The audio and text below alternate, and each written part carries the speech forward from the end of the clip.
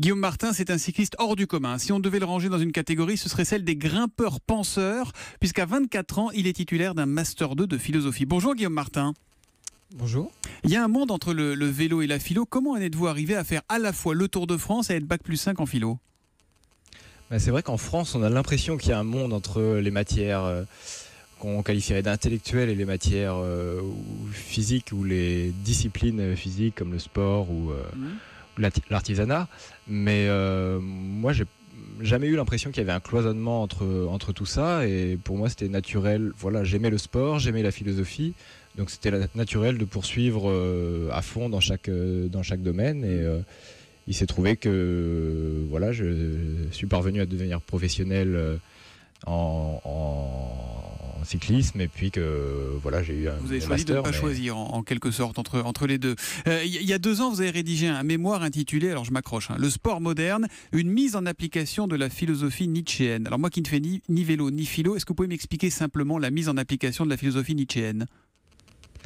Pardon, je crois que vous devez avoir un téléphone portable à côté de vous, donc ça grésille un tout petit peu. Je ne sais pas si vous pouvez l'écarter, mais en tout cas, c'est pas grave. Parlez-nous de Nietzsche. Ouais.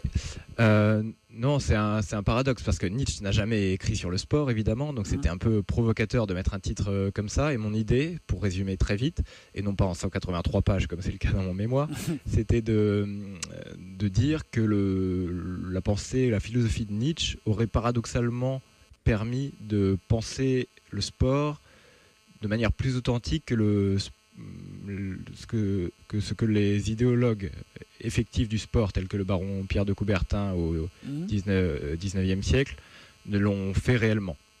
D'accord. Donc voilà, Nietzsche, c'est un penseur de la fin du 19e siècle. Il est mort juste avant le début du premier Tour de France, à 4 ans près, je crois, ça s'est joué.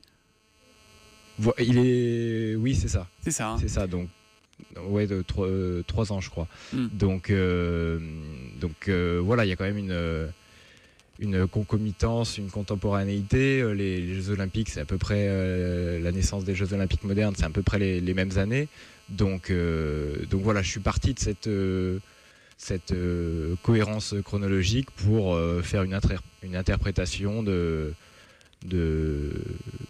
du sport à la sauce Nietzsche, on va dire. Vous savez que vous allez avoir droit à chaque interview à l'étiquette l'intello du peloton. On ne va pas vous demander, vous, si vous avez une fringale dans la montée, mais on va dire alors quel regard vous portez, quel recul. Ça peut vite devenir fatigant pour vous, ça, non ? J'en ai bien conscience, et je pense que c'est justement quelque chose dont il faut que je me garde, parce que voilà, j'assume ma double étiquette, et voilà, je la revendique, et au contraire, si justement ça permet de décloisonner un peu les choses, tant mieux. Mais après, j'ai envie d'être jugé et considéré pour ce que je fais en tant que cycliste. Enfin voilà, j'ai pas envie que... Et vous êtes un cycliste de bon niveau, vous avez fait 18e du dernier Dauphiné. Vous êtes coureur dans une équipe belge, Wanty Groupe Gobert. Est-ce que votre profil atypique vous a aidé ou a plutôt effrayé vos employeurs ? Est-ce qu'ils se sont dit, oh là là, lui, il est pas comme les autres ? Je sais pas, c'est dur à dire. C'est vrai que j'ai eu du mal à décrocher mon premier contrat professionnel alors que j'avais eu des très bons résultats chez les amateurs. Et donc il y a peut-être une part de ça, mais en tout cas maintenant je me sens totalement accepté dans le milieu, et ce qui est bien dans le cyclisme, c'est qu'il y a énormément de profils différents. Donc moi je suis cycliste et philosophe, mais il y en a d'autres qui ont aussi une double casquette, mais avec d'autres matières ou disciplines de prédilection. Donc je pense que c'est quand même quelque chose qui est accepté, qui l'est de plus en plus, et tant mieux. Comment vous l'abordez ce tour ? C'est quoi votre objectif ? C'est la victoire d'étape ? C'est d'aller au bout ? L'essentiel, c'est de participer, Aurélie Coubertin, ou pas alors ? Alors justement, dans mon mémoire, je critique pas mal cette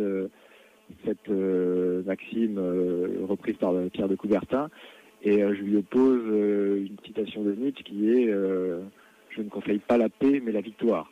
Donc en l'occurrence, non, quand on est sportif, quand on est compétiteur, l'objectif c'est pas de participer, c'est en effet de gagner. Alors dans le cyclisme, on est quasiment 200 au départ, donc il y a des victoires relatives. C'est vrai que si je fais par exemple un top 20 au général, je pense que ce serait un bilan... ce serait bien, premier tour dans les 20 premiers du général. Pour ma deuxième année pro. Mais après, s'il y a une victoire d'étape, c'est encore mieux. Oui. Votre but, c'est quoi? C'est d'être le prochain Bernard Hinault, autrement dit le prochain Français à enfin gagner le Tour, ou le prochain Nietzsche? Je suis pas du genre à tirer des plans sur la comète, ni à m'identifier à des exemples passés. Donc voilà, mon but, c'est d'être Guillaume Martin, de tracer ma route, de faire au mieux, et puis que sera, sera.